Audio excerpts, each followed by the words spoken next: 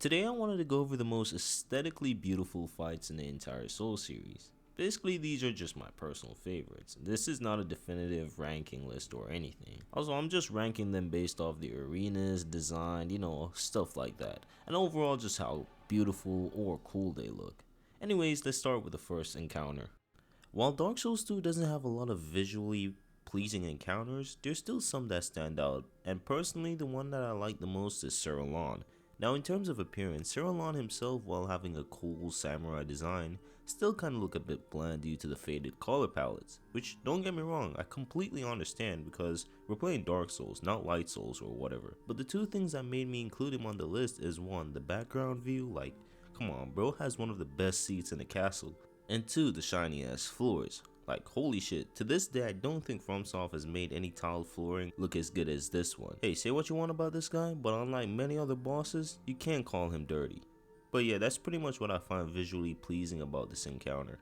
Okay, so I lied about Sir Alonne being the only boss I found visually appealing in Dark Souls 2 because Looking Glass Knight is another great pick. His armor design is fantastic as most knights tend to look a tad bit similar in the games, but this guy looks a bit different. He looks like royalty. I also like how shiny he is as well.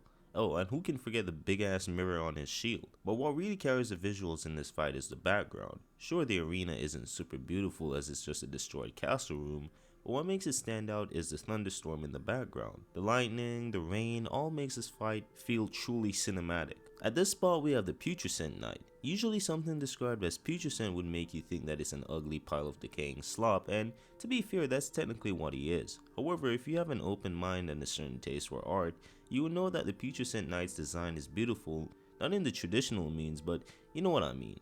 But as much as I love the design of this guy, it's not the main reason why I placed him on the list. Other than his design, the two things that stand out the most is the arena itself, as it reminds me of Metyr's, except on a much smaller scale, and some good lean grass growing out of it. The purple really pops in this whole arena and I really like that. The other thing that's aesthetically beautiful about this fight is the knight's flame abilities.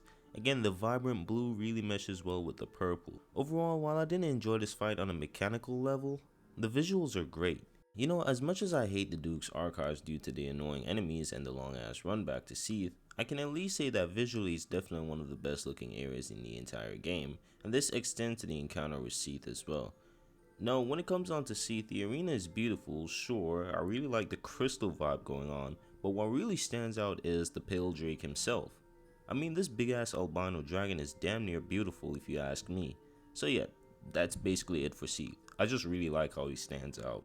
Yeah, I lied again about Dark Souls 2 bosses. Another one makes it on the list, and that's Burnt Ivory King. Now, similar to Sir Alonne, what makes this fight really beautiful to look at is not because of the king's design, but more so the arena and the background. Stepping, or in better words, falling into the arena makes it seem like you're descending into an hellscape. Now, I know hellscape is not beautiful, obviously, but in video game format, they definitely look cool, and in this case it stands out a lot compared to the other arenas, so that's why I included it here. The Nameless King, the man that was casted out by his dad for not being racist towards the dragons. The Nameless King's design is pretty cool and all, and his Drake also looks badass, but again, just like many other bosses, what makes this fight look even better is the arena itself. I mean, you're literally walking on the clouds. This makes the entire encounter feel even more cinematic, like you're fighting a sky deity or something. Coupled in with his lightning attacks, yeah, this encounter is definitely visually cool. You can't have a visually pleasing boss list without mentioning the Storm King. I mean, as soon as you step into the arena and see this cutscene, like, come on, it's just beautiful, especially if you're playing Remake. I mean, first of all, fighting giant flying magical stingrays is automatically a cool concept, but another thing that makes the Storm King stand out is the thunderstorm scenery in the background. Also, seeing this gigantic Storm King stingray hovering over the air, I don't know, it's just pure cinema. While the arena for the Demon of Hatred is a bit bland as it's just a war-torn snowy area, the design of the monster itself makes the fight a spectacle to behold. Compared to most enemies and bosses in the game, he stands out in terms of visual design. I mean, he's literally a large red-headed beast-like demon with flaming arms, and the design of the arm itself isn't just an arm on fire. No, it makes this cool looking design, and I don't know, it's just cool, I guess. That's the only way I can describe it. His fire abilities also stand out a lot too. Now for another Sekiro boss, we have Isshin the Sword Saint. Usually on most of my lists, Isshin always makes his way to the top 3, but since we're only ranking them based on visuals this time, Isshin is at this spot.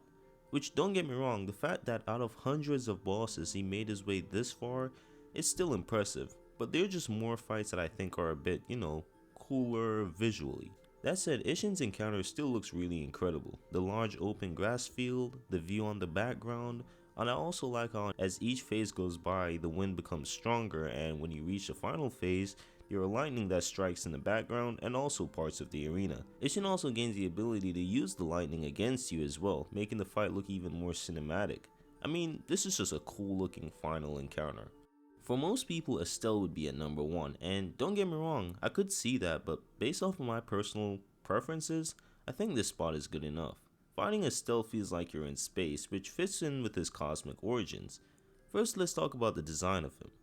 Now, say what you want about the fight, but the design of this guy is fantastic, with the whole cosmic bug vibe going on. I really like how, despite the game being medieval dark fantasy, they still found a way to make an alien fit in while also standing out. But the arena is what truly carries the beauty of the visuals, because we got to fight him again in a different arena, and trust me, it just didn't hit the same. Again, the arena, despite it being in a cave, makes it seem like you're fighting him in outer space. I also like the purple theme going on.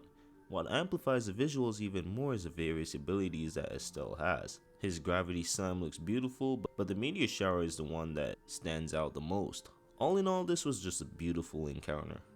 Fortissax is up there as one of my favorite dragon fights in the whole series, and a big part of that is because of the visuals. I mean, while the design of Fortissax himself might be a bit copy-pasted, he looks different enough to make him stand out. First of all, he actually looks like a death dragon. His vibrant red lightning really stands out, the Deathblight gas looks really cool, and the skybox make it seem like you're actually fighting this thing in a dream or nightmare, which really adds to the tension. I've said this many times, but say what you want about Elden Ring's bosses, one thing they don't miss on is their visual appearance and presentation. They all look fantastic. A couple of months ago, I made a video going over what truly makes a good boss fight, and one of the things I brought up was presentation, and I used Midra as an example. I said that while Midra isn't a mechanically complex boss, and he has a fairly somewhat easier moveset to get used to compared to the other bosses in the DLC that moves at lightning speed, but what made him truly stand out is his amazing design. The glowing fiery yellow orb as his head, the flowing robe, and his various frenzied flame attacks really brightens up a somewhat dull looking boss room, to the point where after you're finished with him, it makes you wonder if you really fought him in the same place due to how drastically different it looks without him in it. Now, there's not much that needs to be said about why I placed him this high. I mean, just look at him.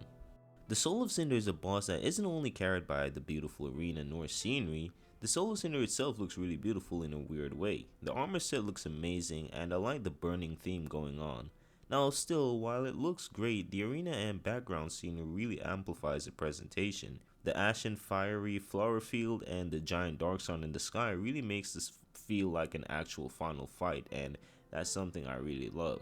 Okay, so I know in the past I've had some slightly negative things to say about Bayle, but that was mostly from a mechanical point. Don't get me wrong, he's not a bad boss by any means, but he was just not my cup of tea. However, one thing I did praise is the pure visuals of the fight, especially when he reaches phase 2 and you see the glowing wings and all the cool lightning fiery effects that surrounds the arena. His powers look really cool as well, but that's pretty much it for Bayle when he comes on to design. Also, since I'm already at this spot, shout out to Putrescent as well. Up next we have Queen Rennala. When fighting her for the first time, I thought the fight was a bit interesting but nothing to write home about, especially when it comes on to its visuals for phase 1. I mean, you're pretty much fighting her in the library, and the only cool thing is her floating around in her golden bubble. Quite disappointing. However, all that changes in the second phase where her daughter, Ranni the Witch, steps in and unleashes her Bankai, changing the arena completely into this beautiful cosmic ocean with the moon in the background. I mean, it's just beautiful. What more can I say? I mean, you see this shit, right? It looks gorgeous it just looks gorgeous. Next up we have Metyr. Now, Metyr ranks super high due to her visuals being a mix of Rennala's and Astel's. Except while those are great, she takes it up a notch. First of all, let's talk about the arena.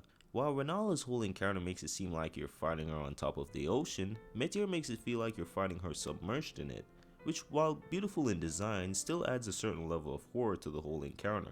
especially seeing the fingers all around. And what makes everything look even better is Metyr's arsenal of cosmic powers, especially when she does this cool black hole laser beam thingy. Again, this whole encounter in terms of presentations and visuals is just mwah. I'm a proud Divine Dragon Glazer. I think this fight is one of the most underrated fights in the entire series, and it deserves more love. Sure, it's a gimmick battle, but come on, it's kinda fun. But you know, gameplay mechanics aside, this is definitely my second favorite looking boss encounter in the whole series. I mean, it's just beautiful. The giant glowing green sword that the dragon uses, the wind blowing, the lightning, the fact that we're walking on clouds, it makes it actually feel like we're fighting this thing in the divine realm, which I love. But yeah, not much that needs to be said. I think anyone with proper working eyes can see why I placed it this high. And at first place we have Elden Beast. I mean, come on, do I even need to explain why this ranks at number 1? I mean, just look at this. Like, come on, again, if you have working eyes, you'll know this doesn't need any explanation. It's one of the most, to me, it's probably the most beautiful looking boss, arena, and again, boss design period in FromSoft history.